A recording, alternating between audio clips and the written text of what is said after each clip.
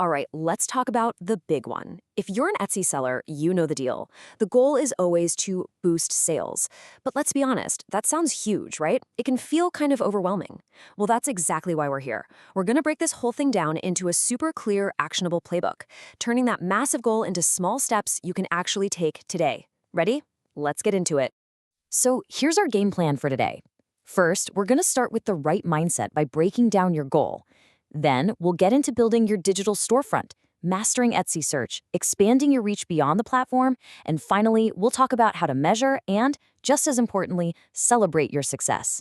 It all builds on itself, so let's jump right in. All right, first up, let's talk about that goal. Look, the secret to hitting those big targets isn't just about wishing for more sales. It's about taking that big, fuzzy wish and chopping it up into small, concrete actions. Things you can actually control every single day. So, what can you actually control? You can't make someone click buy, right? But what you can do is control what you put into your shop. I love how seller Amanda LaChapelle thinks about this. She focuses on what she can add, new items, more listings, because, that's the part of the whole equation that's completely in her hands. Okay, so our heads are in the right place. Now let's get building. This is all about your digital storefront, because let's be real, your first impression is everything, and often it's the only one you get. We gotta make it count. We're gonna focus on two core actions here. First, add more listings. Seriously, think about it like this. Every single listing is like another door into your shop. More doors mean more chances for people to walk in.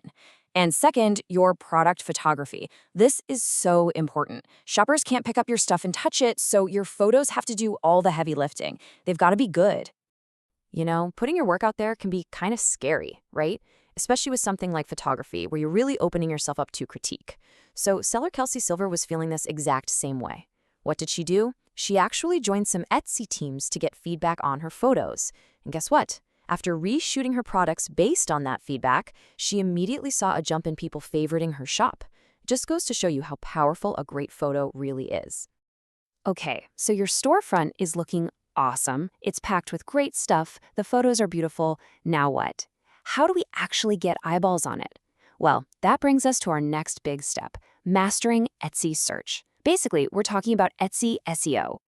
Let's talk titles. This is a perfect example of what to do and what not to do. The before version, it's just a jumble of keywords. It feels like it was written for a robot. But the after, see how clear and descriptive that is? It's written for a human being. It's easy to read, it tells you exactly what you're getting, and yeah, it still has all those important keywords woven right in. All right, let's talk tags. You get 13 of them, use every single one. Seriously, each tag is another chance to get found.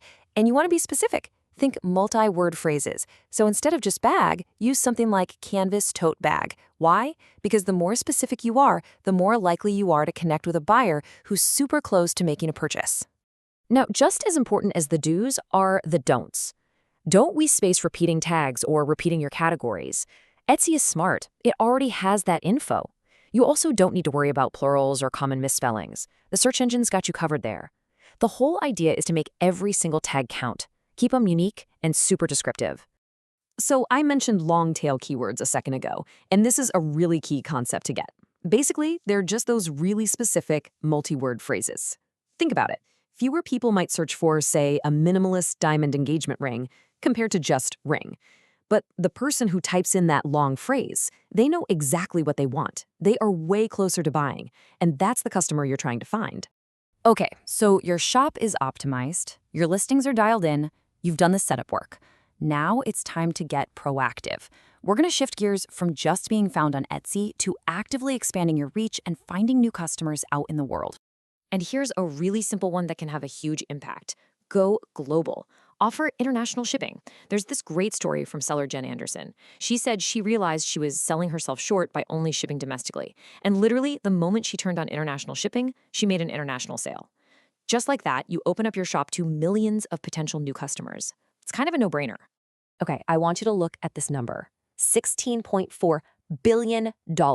What is that? That's how big the influencer marketing industry is projected to be. It is a massive, massive opportunity that you, as an Etsy seller, can definitely tap into. And it's not as complicated as it might sound.